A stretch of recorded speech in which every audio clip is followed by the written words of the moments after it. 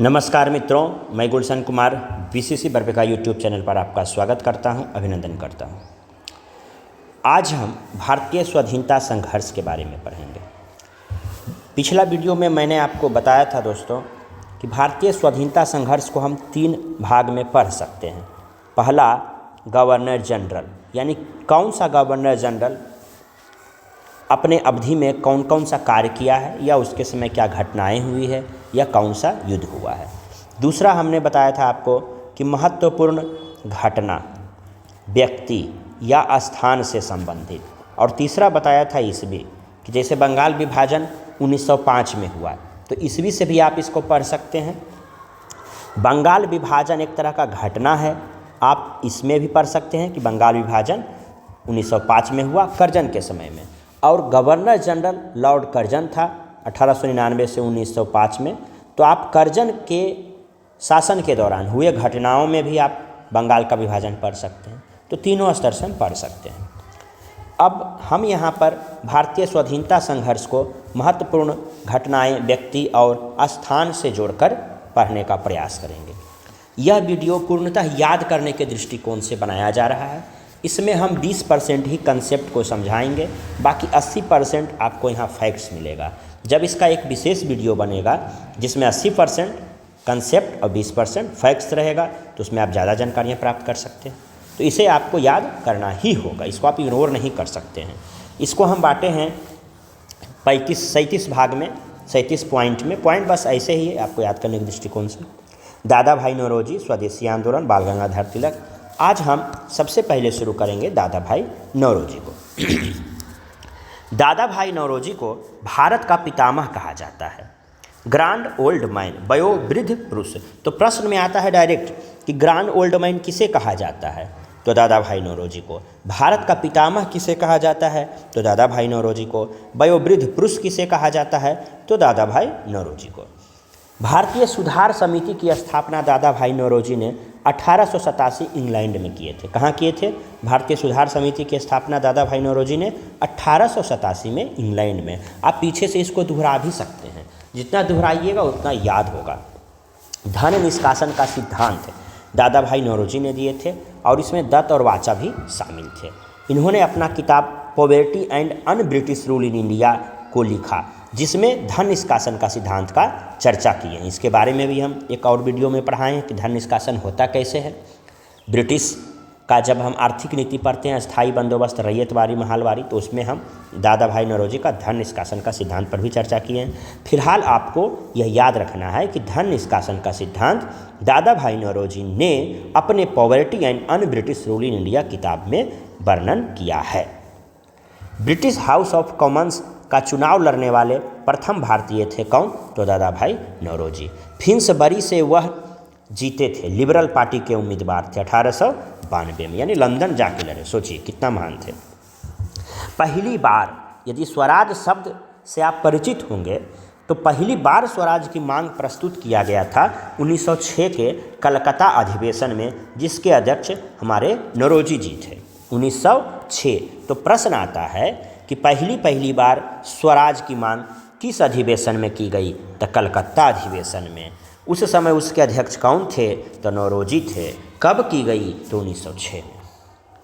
यानी यह भी पूछा जाता है कि पहली बार स्वराज की मांग कलकत्ता अधिवेशन में की गई, जिसके अध्यक्ष कौन थे, तो नौरोजी थे। भारत का पितामह कहा जाता है, ग्रांड ओल्ड मैन कहा जाता है, वयोवृद्ध पुरुष कहा जाता है। तो आपको दादा भाई नौरोजी के संदर्भ में ये 6 पॉइंट आपको याद रखना ही है। भारतीय सुधार समिति, धन निष्कासन का सिद्धांत, ब्रिटिश हाउस ऑफ कॉमन्स का चुनाव लड़ने वाला प्रथम भारतीय, लिबरल पार्टी से फिन्सबरी में जीते, पहली बार स्वराज की मांग 1906 कलकत्ता अधिवेशन, अध्यक्ष नौरोजी, भारत का पितामह ग्रांड ओल्ड मैन, वयोवृद्ध पुरुष। अब दूसरा पॉइंट आते हैं स्वदेशी आंदोलन के बारे में। स्वदेशी आंदोलन जो है बंगाल विभाजन के विरोध में किया गया था। किसके विरोध में, तो बंगाल विभाजन के विरोध में। बंगाल विभाजन, देखिए कुछ डेट आपको याद रखना है। जैसे स्वदेशी आंदोलन शुरू कब हुआ, तो 7 अगस्त 1905 को। जैसे आप एक डेट याद रखिए पलासी का युद्ध का, दूसरा याद रखिए बक्सर का युद्ध का, तीसरा याद रखिए इलाहाबाद की संधि का। है ना। उसके बाद 1773 का रेगुलेटिंग एक्ट आता है। 1857 की क्रांति का जो 10 मई से शुरू होता है। उसके बाद हम आते हैं बंगाल विभाजन 1905 और उसी के विरोध में आता है स्वदेशी आंदोलन 1907। अब हम 1907 पर बात करते हैं।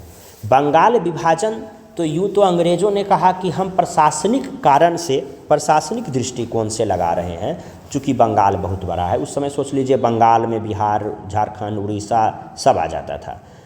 चूँकि बड़ा है इसलिए हम उसको बांट रहे हैं, लेकिन हकीकत यह था कि वहाँ क्रांतिकारियाँ गतिविधियाँ भर भर कर हो रही थी, बहुत ज़्यादा मात्रा में हो रही थी। अंग्रेज़ों को बहुत समस्या से झेलना पड़ रहा था। इसलिए उसने सोचा कि हम ऐसा करें कि बांटो और विभाजन वाला रूल अपना देते हैं। क्या करते हैं तो पूर्वी बंगाल, पश्चिमी बंगाल बांट देते हैं, हिंदू मुस्लिम अलग अलग कर देते हैं। तो यह बंटवारा ये सीधा ना होकर ऐसे हुआ, यानी जिधर जिधर हिंदू था उधर साइड कर दिया गया, जिधर मुस्लिम था उधर साइड कर दिया गया, यानी कोई एक रेखा में नहीं हुआ, अलग अलग जगह हुआ, कभी बायां कभी दायां, कभी बायां कभी दायां हुआ। तो ये स्पष्ट दिख रहा था कि ये प्रशासनिक दृष्टिकोण से बंटवारा नहीं है।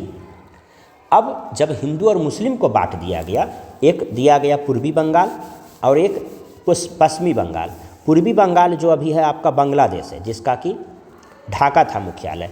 अब पश्चिमी बंगाल में आपका आ जाता है पश्चिम बंगाल।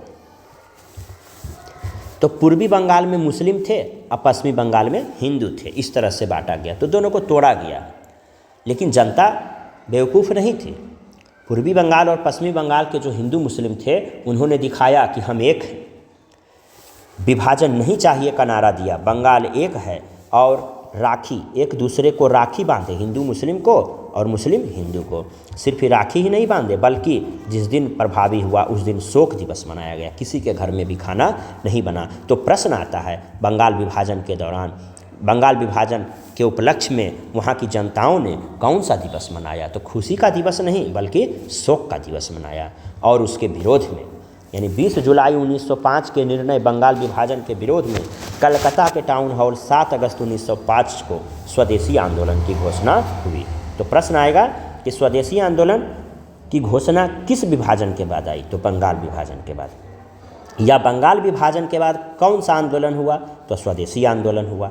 स्वदेशी आंदोलन कब हुआ? तब 7 अगस्त 1905 के हुआ। कहाँ से इसका घोषणा हुआ? तो कलकत्ता के टाउन हॉल से घोषणा किया गया। इसका नारा क्या था? तो वंदे मातरम, विभाजन नहीं चाहिए और बंगाल एक है। इस आंदोलन का विचार सर्वप्रथम कृष्ण कुमार के पत्र संजीवनी में किया गया। किस में किया गया? संजीवनी में। आंध्र प्रदेश का डेल्टा इलाका का बात करते हैं तो वहाँ स्वदेशी आंदोलन को वंदे मातरम आंदोलन कहा गया। कौन सा आंदोलन कहा गया? वंदे मातरम आंदोलन कहा गया।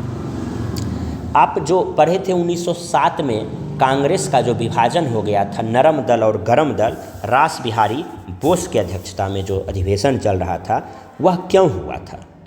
वह जो है इसी स्वदेशी आंदोलन चलाने के तरीके को लेकर हो रहा था।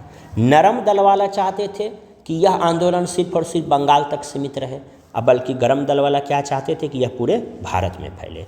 इसी मुद्दा पर 1907 के सूरत अधिवेशन में उग्रवादी यानी गरम दल, उदारवादी यानी नरम दल बट गया और यह आगे जाकर 1916 में, कब जाकर एक होता है? तो 1916 में नरम दल और गरम दल जो बटा, यह 1916 में एक हो गया। तब हम दोस्तों क्या देखते हैं कि 1907 का जो कांग्रेस का सूरत अधिवेशन था, रास बिहारी बोस जिसकी अध्यक्षता कर रहे थे, इस अधिवेशन में क्या हुआ था? नरम दल गरम दल बट गया था। तो स्वदेशी आंदोलन को चलाने के तरीके को लेकर, यानी एक बंगाल में चाहता था, एक पूरे भारत में। इसी आंदोलन के अवसर पर रविन्द्रनाथ टैगोर ने अपना प्रसिद्ध गीत अमार सोनार बांग्ला लिखा और यही अमार सोनार बांग्ला आगे जाकर बांग्लादेश का राष्ट्रीय गीत बन जाता है। तो एक बार हम इसको रिवीजन कर लेते हैं दोस्तों।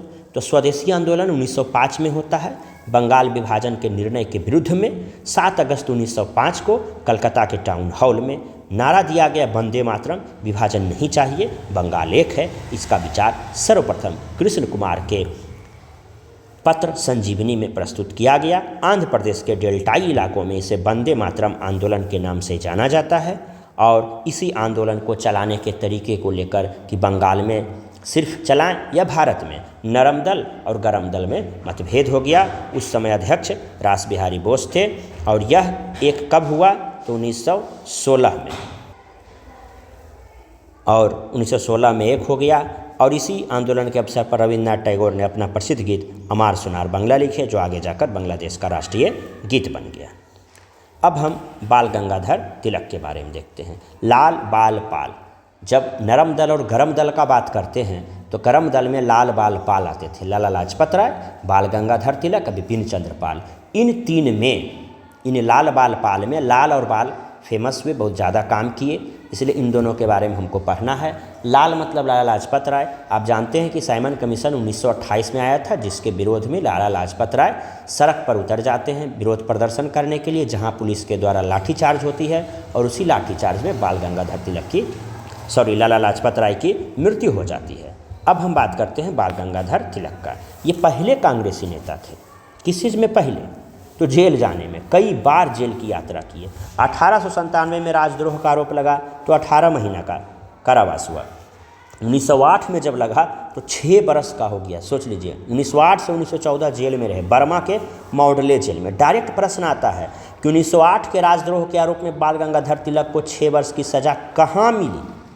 बर्मा के मॉडले जेल। जब उधर से निकले 1914 में, तो 1916 में होम रूल लीग की स्थापना करते हैं। यहाँ पर होम रूल लीग 2 व्यक्ति में पढ़ेंगे, एक एनी बेसेंट जो मद्रास में किए और समाप्त कर दिए 1917 को, और बाल गंगाधर तिलक ये पुणे में किए। तो प्रश्न आता है, होम रूल लीग की स्थापना बाल गंगाधर तिलक ने कहाँ? तो पुणे में। एनी बेसेंट ने कहाँ? तो मद्रास में। एनी बेसेंट समाप्त कब की? तो 1917 में। और जो बाल Gangadhar Tilak home rule league की स्थापना किए तो उसमें सचिव कौन थे? जॉर्ज अरुंडले। इस होम रूल लीग का उद्देश्य क्या था? स्वशासन। यह पहले आयरलैंड में चल रहा था और उसके पूर्व यह राजनीतिक दल था 1873 से 82 के समय में आयरलैंड में। तो इसका मतलब समझिए, होम रूल लीग, होम मतलब घर और रूल मतलब शासन। उस समय अंग्रेज का शासन था। छोटा छोटा बात पर जो है आपको फांसी की सज़ा दे दी जाती थी, काला पानी की सज़ा दे दी जाती थी। यदि आप एक अच्छे भारतीय हैं, देशभक्त हैं, तो आप काले पानी के बारे में ज़रा गूगल पर सर्च कीजिए और देखिए कि काले पानी का सज़ा किस तरह से होता था। दर्दनाक सज़ा होती थी दोस्तों। क्या था उस समय कि यदि आप कुछ भी करें तो आपको काला पानी दे दिया जाएगा, फांसी की सज़ा दे दिया जाएगा, 20 वर्ष की सज़ा दे दिया जाएगा। तो ये कौन सा शासन था? तो होम रूल लीग में यह परिकल्पना किया गया कि हमारा शासन घर के जैसा हो। जैसे घर में आप यदि किसी को पीट दिए तो बदले में वो आपका हाथ पैर नहीं तोड़ देता था, सज़ा नहीं देता था, घर से बाहर नहीं किया जाता है, थोड़ा सा लचीलापन अपनाया जाता है। लेकिन ऐसा अंग्रेज के शासन में नहीं था। तो इसी का कल्पना किया गया एनी बेसेंट बाल गंगाधर तिलक के द्वारा कि भाई आप शासन कीजिए लेकिन थोड़ा घर जैसा कीजिए, यानी फ्लेक्सिबिलिटी अपनाइए। गणपति उत्सव, शिवाजी उत्सव 1893 और 1895 में तिलक ने शुरू किया। इनका उद्देश्य था गणपति उत्सव, शिवाजी उत्सव मनाने का कि सारे लोग इकट्ठा हों और वहाँ पर हम क्रांतिकारी गतिविधियों, क्रांतिकारी मैसेज का प्रचार कर सकें। तो गणपति उत्सव 1893 और शिवाजी उत्सव 1895। तिलक को भारतीय असंतोष का जनक कहा वैलेंटाइन सिरोल। ये साहित्यकार थे, लेखक थे। इन्होंने तिलक को कहा कि अरे भारतीयों को कहा कि अरे तुम तो संतुष्ट हो ही, सब कुछ का सब सुविधा हम तुमको दे ही रहे हैं अंग्रेज, तो फिर ये तिलक के बहकावे में मत आ जाओ। एक और को कहा था, आर्य समाज को भी वैलेंटाइन सिरोल ने भारतीय असंतोष का जनक कहा था। इसी बात पर तिलक जी जो है वैलेंटाइन सिरोल पर केस करने के लिए लंदन चले जाते हैं। तो प्रश्न आता है कि भारतीय असंतोष का जनक वैलेंटाइन सिरोल ने किसे कहा? तो आदमी में कहा बाल गंगाधर तिलक को, समाज में कहा आर्य समाज को। महाराष्ट्र में क्रांतिकारी आंदोलन उभारने का श्रेय जाता है तिलक के पत्र केसरी को, और यह केसरी किस भाषा में है? मराठी भाषा में। किस भाषा में है? मराठी भाषा में है। केसरी और मराठा का संपादन बाल गंगाधर तिलक किए थे, और तिलक से पहले कौन किया था? केलकर ने किया था। इंडियन होम रूल सोसाइटी की स्थापना श्याम जी कृष्ण वर्मा करते हैं 1905 में। कहाँ? तो लंदन में। कहाँ करते हैं? लंदन में। तो दोस्तों एक बार फिर से हम इसको देख लेते हैं कि बाल गंगाधर तिलक पहले कांग्रेसी नेता थे जिन्होंने कई बार जेल किया। इसमें महत्वपूर्ण है आपका क्या? तो 1908 का राजद्रोह, 1908 का राजद्रोह, 6 बरस का सज़ा। कहाँ? तो मॉडले जेल। होम रूल की स्थापना बाल गंगाधर तिलक करते हैं कहाँ? पुणे में। एनी बेसेंट करते हैं कहाँ? मद्रास में। एनी बेसेंट वाला 17 में समाप्त हो जाता है। सचिव जॉर्ज अरुंडले रहते हैं, यह पहले आयरलैंड में था। गणपति उत्सव मनाया जाता है 1893 में। शिवाजी उत्सव मनाया जाता है 1895 में। शुरुआत कौन किया? तो तिलक ने। तिलक को भारतीय असंतोष का जनक कहते हैं सिरोल, एक आर्य समाज था। महाराष्ट्र में क्रांतिकारी आंदोलन उभारने का श्रेय तिलक के पत्र केसरी को जाता है, जो मराठी में लिखा हुआ है। केसरी और मराठा का संपादक कौन है? तिलक हैं। इससे पहले गरकर और केलकर थे। इंडियन होम रूल सोसाइटी की स्थापना कौन किए? तो श्याम जी कृष्ण वर्मा किए। कहाँ किए? लंदन में किए। कब किए? तो 1905 में किए।